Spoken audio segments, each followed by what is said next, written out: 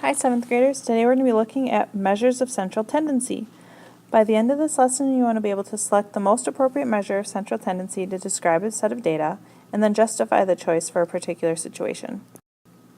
When we're talking about measures of central tendency, we're looking for one or more numbers used to represent the whole data set. Okay. And there's basically three different ways that we measure central tendency, which is the mean, the median, and the mode. The mean, or average, as a lot of times we call it, is really the sum of a set of data divided by the number of items in the set. The median is the exact middle number in an ordered set of data, keyword there being ordered, and the mode is the number or numbers that occur most often in a data set. There can be one mode, no mode, or more than one, depending on the situation. Mean is basically used when a data has no outlier. So no data is really different than the rest of it. This is the one that's probably used the most often. The median is useful when data has an outlier, but we want to make sure that there's no gaps in the middle of the data. So for example, if you have a big set of numbers, you have a bunch of high and a bunch low, but nothing really in the middle, we wouldn't want to use the median. And the mode is a data set that has many repeated numbers. Now we want to find the mean, median, and mode of the data set and explain which one would best represent the data. So what we're looking at here is the high temperatures recorded for a week. So the mean, remember we're just going to add all these up, so we're going to do 84 plus 83 plus 89 plus 90 plus 91 plus 85 plus 80. So if we add all those up,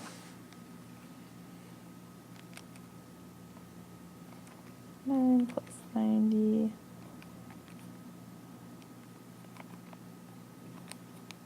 we get a sum of 602.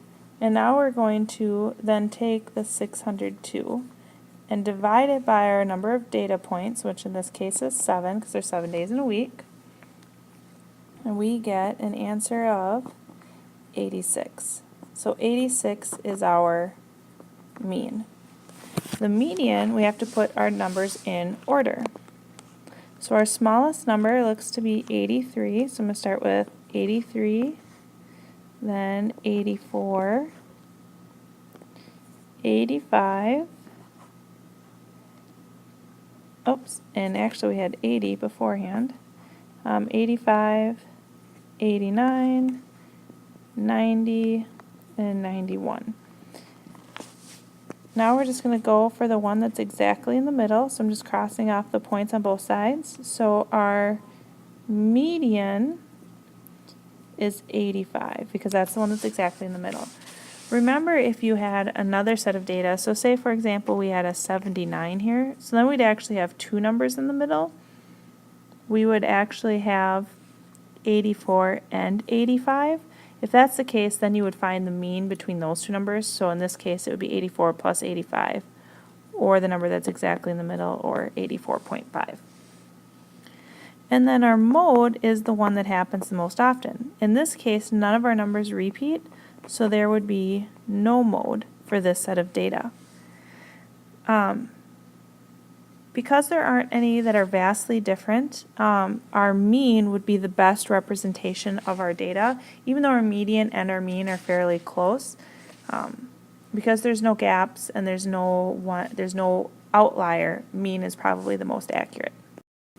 So now I want you to pause the video and try this one on your own and then check your work. The end of the quarter is coming and you have received the following scores on your math tests for the quarter: 90, 68, 89, 94, 60, and 93. Which measure of central tendency would you want to use to describe how you were doing overall to your parents? So let's look. So we have our mean first, in which case we're going to add all of our data points. So we have 90 plus 68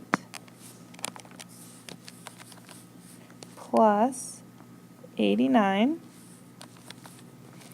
plus 94 plus 60 plus 93.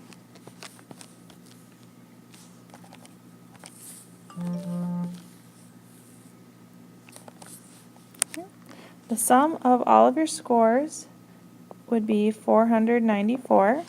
So now we're going to take the 494 and we're going to divide it by the number of tests. So we have 1, 2, 3, 4, 5, 6 tests. So we're going to divide by 6. And we get 82.3 is our average. And the 3 is repeating. So that would be our mean. Our median, remember we have to put all our data points in order.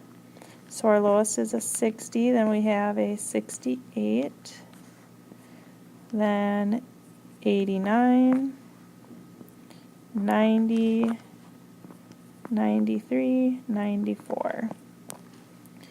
So our median, if we look, we're crossing these off, so we have 2 in the middle, would be 89.5.